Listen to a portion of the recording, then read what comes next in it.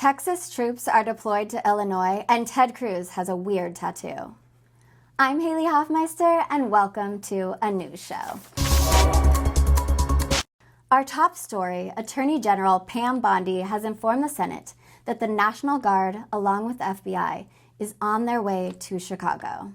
Did you take a look? The National Guard is on the way right now as we speak. Oh, by the way, so is Director Patel and Deputy Attorney General Todd Blanche. You're sitting here grilling me, and they're on their way to Chicago to keep your state safe. Madam Attorney General, it's my job to grill you.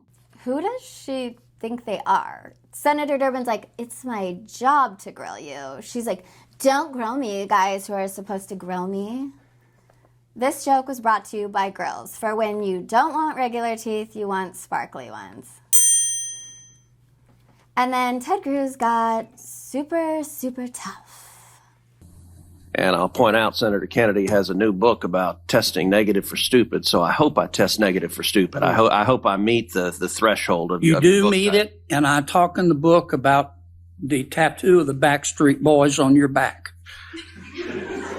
Look, I can't help that you don't want to reach young people. I think young people are the future, damn it. I know what y'all are thinking. Does Ted Cruz really have a Backstreet Boys tattoo on his back? This was a Senate hearing, and Cruz didn't deny it, so we're going to take it as fact. Then Pam Bondi chimed in on their improv sesh with this banger. And I'll do whatever steps are The needed. Backstreet Boys? That would be on Vice President Vance's playlist, I heard, that got hacked. Way to kill the energy, Pam. You're supposed to run with the baton, not drop it. She was like, JD Vance likes Backstreet Boys. I know he's not here, but am I doing this right? Those three trying to riff went about as well as when your friend who's never made you laugh starts doing stand-up.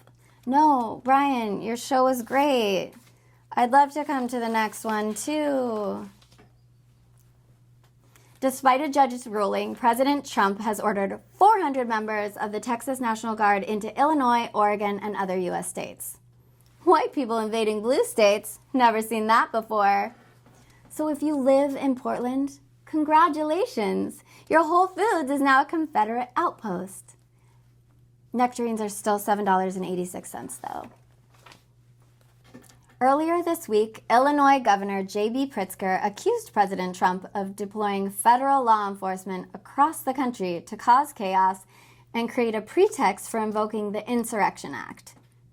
Basically, he calls Chicago a war zone, then sends troops in to make it true. If this is his plan to boost poll numbers, maybe try governing. Also, little known fact, Insurrection Act is Latin for Epstein files. Over the weekend, the U.S. blew up another alleged drug boat off the coast of Venezuela. President Trump says the strike was necessary to protect our borders, which, just to be clear, are nowhere near Venezuela. Russia has warned this could escalate tensions in the Caribbean region. Escalate tensions, babe. That's kind of our love language right now. We haven't had a healthy boundary since 1776. And finally, President Trump's current approval rating by state just came in, and Wyoming's at the highest with 69%. Vermont and Hawaii with a low of 26%. And coming in dead last, Melania's pants. With a negative, don't touch me.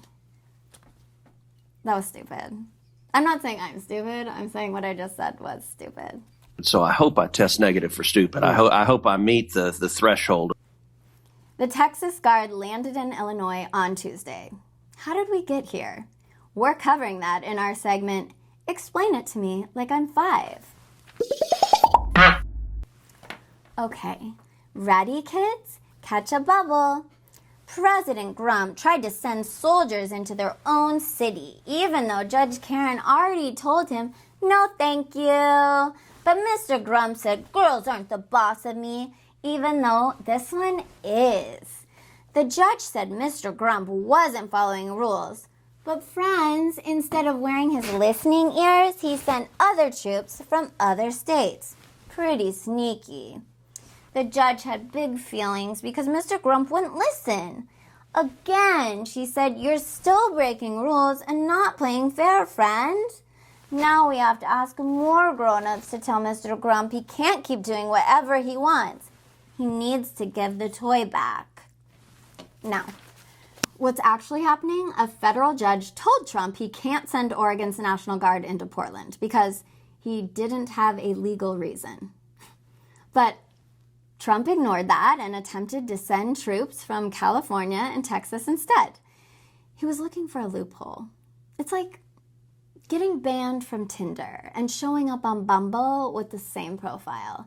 Except this version, the profile says loves long walks on the beach, candlelit dinners, and federal overreach. Or if ChatGPT wrote your bio, keeping pace when the time is right, candlelit presents, and federal overreach. The judge said that's still illegal and breaks the 10th Amendment. Not the second, don't worry, guns are fine.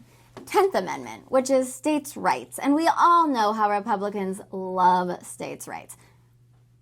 Unless the state is blue, filled with minorities, and books. Which takes us to our segment, Books Are the Devil. Don't read, kids. It leads to knowledge. And that was Books Are the Devil.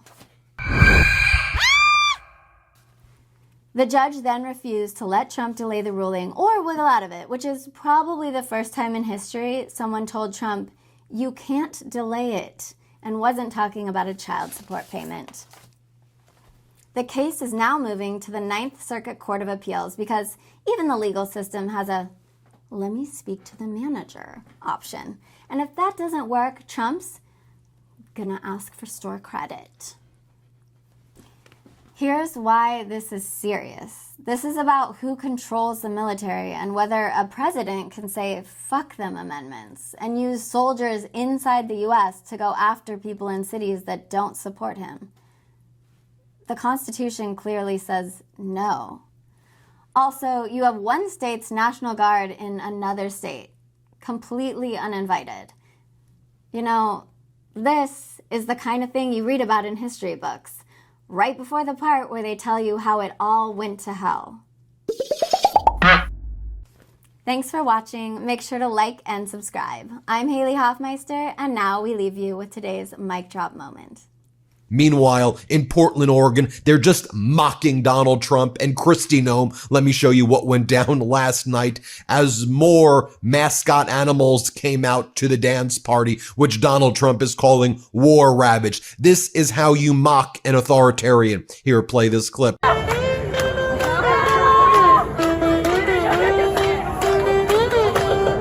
Wow, a segment within a segment? I don't think anyone's ever done that. I almost pulled a hammy.